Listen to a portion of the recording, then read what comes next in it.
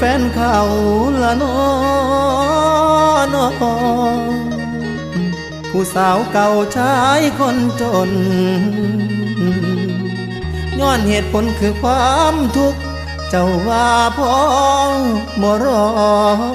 อายและเจ็บแปรตายแต่บ่เคยลืมเจ้าภาพยังตามเป็นเงาผู้สาวอายเขาได้แต่ง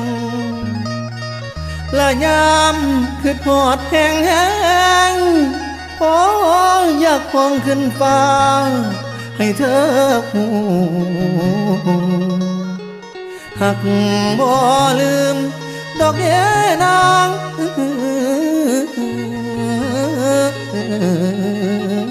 นี่น้อง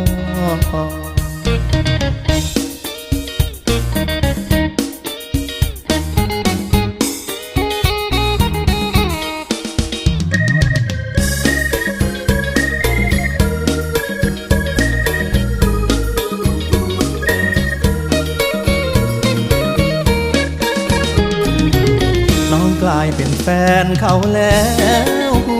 หมดแววที่หักเขาจะหวนพบคนคู่ควรเจ้ารีบทิ้งใจอายหักบอกเคยลืมเงาซึมหนอใจไรวาสนาหักเจ้าเท่าฟ้ายังพายวันที่เจ้าเดินจากไปหัวใจอายทรมาน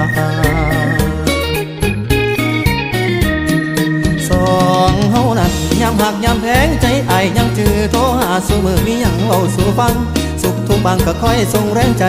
เธอไปใส่พี่ก็คอยเป็นเพื่อนจากปีเดือนจนมาถึงวันท้ายวันที่เจ็บไปตายบัดเธอเอากับพี่ว่าจบกันตัวนี้ซะเด้อไอหักเขาทำได้ลงคนใจร้ายพ่อผู้ไม่ปล่อยไอจมความเศร้าเจ็บอีหลีการทำหน้าที่แฟนเก่าคงเอิ้นได้แค่ผู้สาวให้เขาเรียกเธอว่าแฟนกลืนความแค้นถึงเจ็บเหลือแสนบ่โทษเจ้าดอกอุ่นถือว่าบุญไอหน่อยพอได้ความทางเจ็บปวดบางไอสิคอยทำใจเธอสดใจสิซอยยินดีด้วยไปได้สวยขอให้รวยสุขล้นกับคนนั้นทุกอย่างส่วนอดีตห่างๆคือไออยากเกิดน้ำจดจำแต่สิ่งดีๆพอวันเดือนปีที่เคยร่วมกันใช้ใจเป็นแฟนเขาเด้อผู้สาวอายเป็นแฟนเขาเด้อผู้สาวอายทุกความเสียใจอายขอรับเป็นภาระสายตาอายยังซ้อมเจ้าในใจอายก็ยังมีเจ้าเอาขึ้นพอดบ่สวงขึ้นพอดบ่สวงคนไอเคยห่วงเป็นแฟนแต่กี้